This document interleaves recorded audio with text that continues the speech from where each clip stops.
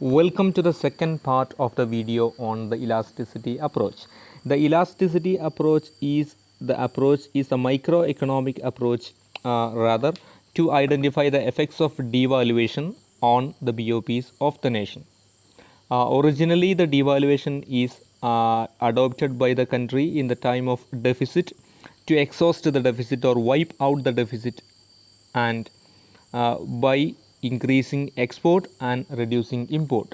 So this could be materialized, this could be realized only under certain conditions. So that conditions were put forward by the Marshall-Lerner conditions under the elasticity approach. So that is what we are going to analyze through this video. So Marshall-Lerner conditions are put forward for the clearer identification of the effects of devaluation on the BOPs of the devaluing country. So the same can be, you can refer the same from the book International Economics textbook authored by Dominic Salvator in the page number 494. And there are three conditions known as Marshall-Lerner conditions for identifying the effect of devaluation on the BOPs of the devaluing country. The first condition is if the sum of elasticities of demand for export and import is greater than 1, that means there is elastic demand or sum of import elasticity and export elasticity is greater than 1, then the devaluation is supposed to improve the trade balance of the country. That means devaluation will help the nation reduce the deficit by increasing export and reducing import. So only when the sum of elasticities for import commodities and export commodities is greater than 1 or there is elastic demand. That is the first condition as per the Marshall-Lerner conditions. The second Marshall-Lerner condition is if the sum of elasticities of demand for export and import is equal to 1. That means there is unitary elastic demand for both export commodities and import commodities. When the sum of elasticities for import commodities and export commodities is equal to 1, then the trade balance is supposed to be remain neutral. That means the devaluation is not going to make any change in the trade balance of the devaluing country as the sum of elasticities for exported commodities and imported commodities is equal to 1 or there will be just proportionate change in demand for export and import commodities due to the relative change in price after devaluation. That is the second Marshall-Lerner condition. And the third Marshall-Lerner condition for identifying the effect of devaluation on the trade balance of the devaluing country is if sum of elasticities of export and import is less than 1. That means that there is less elastic demand or inelastic demand for import commodities and export commodities, or the sum of elasticities for export commodities and import commodities is less than 1. There is a less elastic demand for import and export commodities. That means the trade balance is going to be worsened. So to speak, that the devaluation devaluation adopted by the country during the time of deficit is not going to make any improvement in the trade balance, and instead the devaluation is going to make some bad changes for the nation as sum of elasticities for both export commodities and import commodities is less than 1. There is less elastic demand. That means devaluation will not help the nation to improve the trade balance, and it will rather reduce the trade balance, and the nation will not be able to increase the export desirably and reduce the import desirably. So these are the three Marshall-Lerner conditions for identifying the effect of devaluation on trade balance. So here we have three examples for uh, understanding the Marshall-Lerner conditions on the effect of devaluation on the trade balance. The first example is uh, devaluation is 10 percentage. That means the export price has declined by 10 percentage or import price has increased by 10 percentage. That is what the devaluation stands for. Devaluation of 10 percentage, 10% stands for. So here the elasticity is change in quantity by change in price. Change in quantity means change in import quantity and export quantity.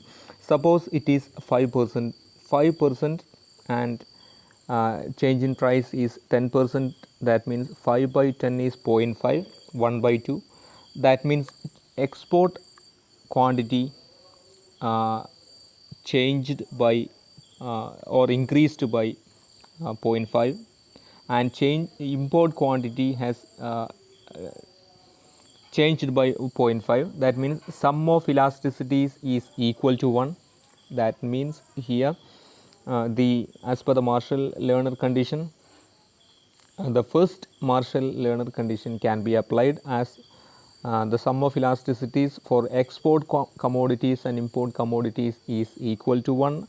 Here the devaluation is not supposed to make any change in the trade balance, neither positively nor negatively. Second example is this devaluation as given in the last slide is 10%. That means the price changed by 10 percentage. The elasticity is 2.5% by 10 percentage. 2.5% is a change in export quantity and import quantity, import commodity. Then 2.5 by 10 is 1 by 4 or 2 or 0.25 is elasticity, and the sum of elasticities for the export commodities and import commodities is equal to 1 by 2 or 0.5. Here the devaluation is going to make going to deteriorate the trade balance as the sum of elasticities is less than 1. The second Marshall-Lerner condition can be applied here, and devaluation will make bad changes to the devaluing country if the sum of elasticities is less than 1. And this is the third example to understand the Marshall-Lerner conditions on the effect of devaluation on trade balance. Devaluation as given about 10%.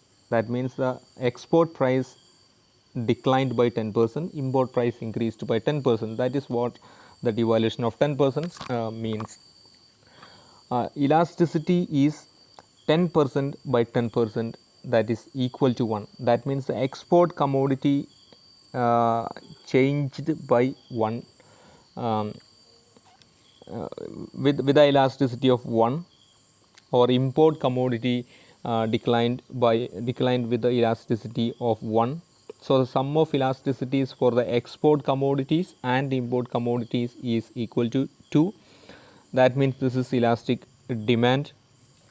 So while analyzing the elasticity for export commodities and import commodities, here we know this is the international demand, not just domestic demand. So we have to consider both export commodity and import demand for both export commodity and demand for import commodity have to be calculated while analyzing the elasticity of demand in the case of international demand. So since sum of elasticities is greater than 1, the trade balance is going to be improved due to devaluation, and this is applied to the this can be applicable for the third Marshall-Lerner condition. So let me brief the presentation. This is the second part of the video on elasticity approach. Elasticity approach is the price effect, and it is a microeconomic approach to understand the effect of devaluation on trade balance of the devaluing country. So, in short, as per the elasticity approach, the success of devaluation depends on elasticity of both export commodity and import commodity.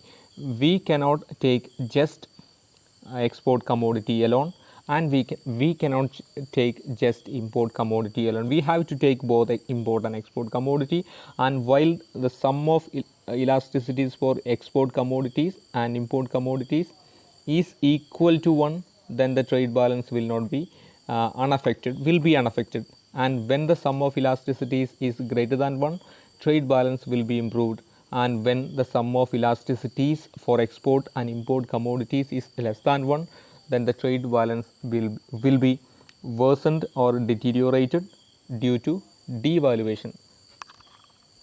Thank you.